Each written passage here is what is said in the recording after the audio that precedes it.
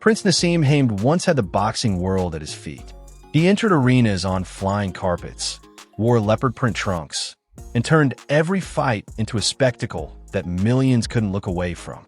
At the height of his fame, he was one of boxing's richest and most electrifying stars. Today, many fans barely recognize him. The lean, lightning-fast champion has given way to a very different man, shaped by defeat, a devastating car crash, prison, and years away from the spotlight. Behind that transformation lies a story far more powerful than any championship victory. Today, we're uncovering the extraordinary life Prince Naseem Hamed lives in 2026. From his fortune and luxury homes to his legendary car collection, family life, and a remarkable redemption that few people ever saw coming. Hit that like button and subscribe. This is a journey into the heart of the Prince that you won't want to miss. By the mid-90s, the boxing world was being held hostage by a man from Sheffield who treated the sport like a theater of war. Naseem Hamed didn't just fight. He danced, he mocked, and he defied the very physics of the ring. He was a pound-for-pound phenomenon who possessed a devastating left hand from hell, a punch that landed with the sudden, shocking impact of a freight train. He became the sport's first true pay-per-view superstar. In his prime, the money was astronomical. At the height of his powers, Nas commanded massive purses, and his commercial appeal reached far beyond the squared circle.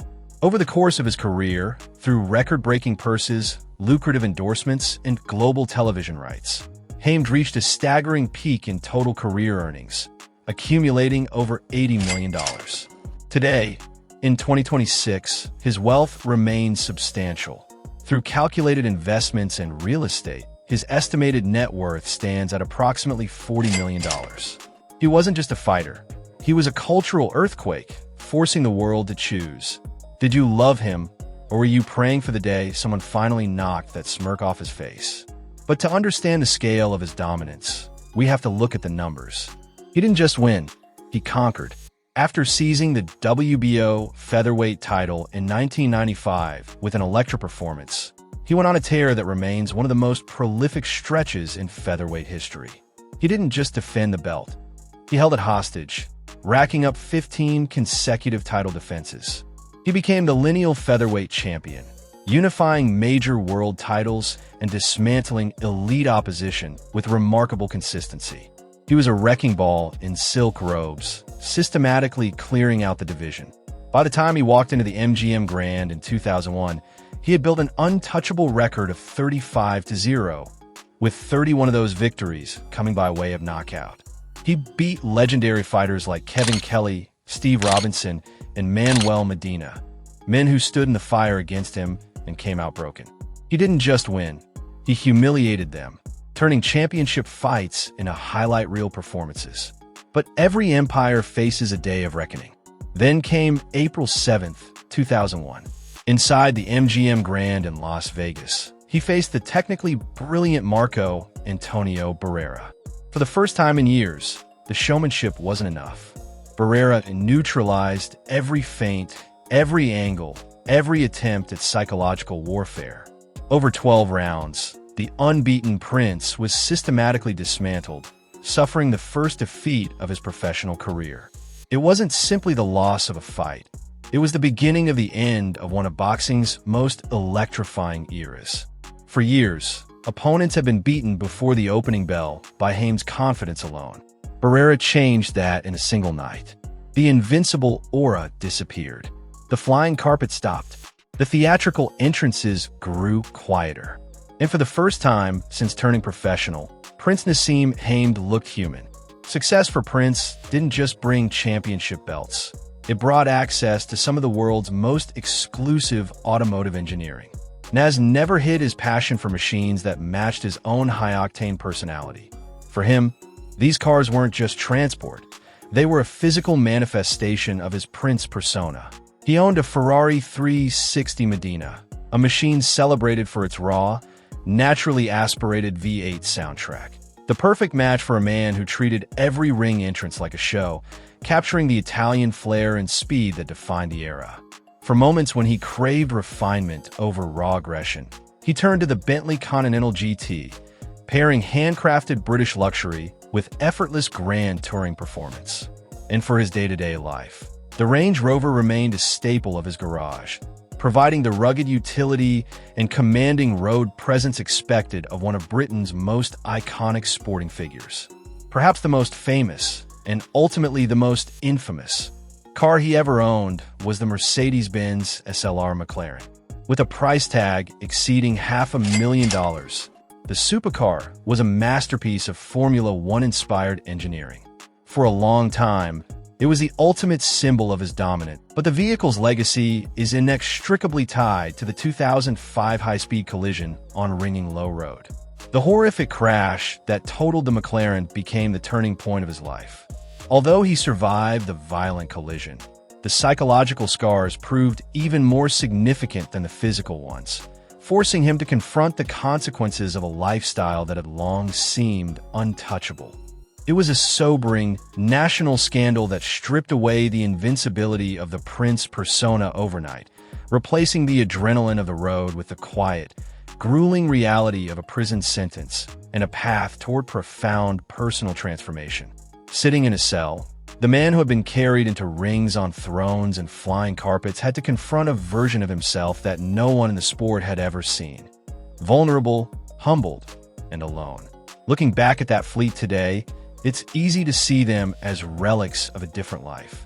Hamed's appreciation for craftsmanship also extends to his wrist. Throughout his career, and in his private life today, he has been seen adorned with some of the world's most prestigious timepieces.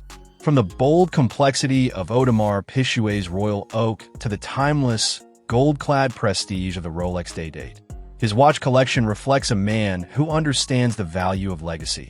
To understand how Naseem Hamed went from the top of the food chain to a man who walked away from the sport at the age of 28, we have to go back to where it all started. That foundation wasn't built in luxury. It was built in the humble, working-class streets of Sheffield. His father, Solly, worked in a steel mill, and young Nez learned the value of a hard day's work before he ever learned to throw a jab. He didn't turn pro for the glory. He turned pro as a way to prove that a kid from the council estates could conquer the world. As a pro, he was a puzzle nobody could solve. He perfected a style that defied conventional training. He fought with his hands by his sides, chin exposed, using a head movement so erratic and fluid that opponents felt like they were trying to punch smoke. He would land uppercuts from angles that didn't exist, utilizing a crossover rhythm that left elite champions swinging at thin air. Today, boxing historians still debate his place in the pantheon. Was he the greatest featherweight of all time, or was he a product of perfect matchmaking? The truth lies somewhere in between. Unlike many retired superstars who continue chasing the spotlight, Hamed deliberately chose family life as his true sanctuary. He has remained intensely devoted to his wife, Alicia, and their children, rarely granting interviews and preferring the intimacy of private gatherings over the hollow glamour of celebrity events. Friends and associates often describe him as a man transformed, far calmer, more introspective, and profoundly more grounded than the flamboyant, trash-talking character that millions watched inside the ring. For Naz, his disappearance from the public was not a retreat.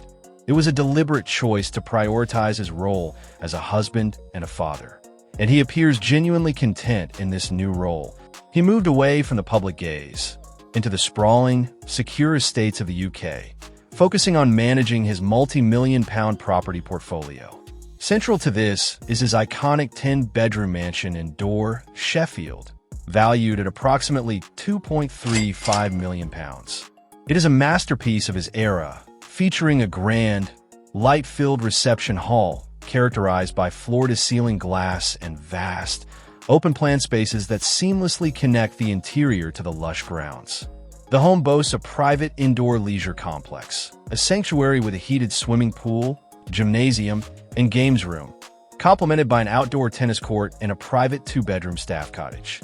In contrast to this bold Sheffield estate, he has also embraced a more subdued existence, famously residing in a £1.4 million townhouse backing on a Windsor castle. This residence serves as his retreat into privacy, a place where the former prince of the ring became a quiet neighbor to the royal family, trading the flash of his career for a more reserved, introspective lifestyle. In 2026, Naseem Hamed is a man transformed. He is still a fixture in the boxing world, occasionally appearing at major fights, but he is no longer the man who enters the ring to a fanfare of trumpets. He watches from the sidelines with a knowing smile, his eyes tracing the movements of the next generation of fighters, offering advice that only a man who has touched both the heavens and the earth can provide. He has regained the weight of the Prince title, but now it carries a different meaning. It is the title of a man who reclaimed his life from the chaos of fame. Prince Naseem Hamed once believed greatness was measured by applause, championships, and unforgettable entrances. Life eventually taught him something different. The crowds disappeared. The lights went out. The cars were parked. Yet the man behind the prince endured. In the end, his greatest victory wasn't becoming boxing's most unforgettable showman.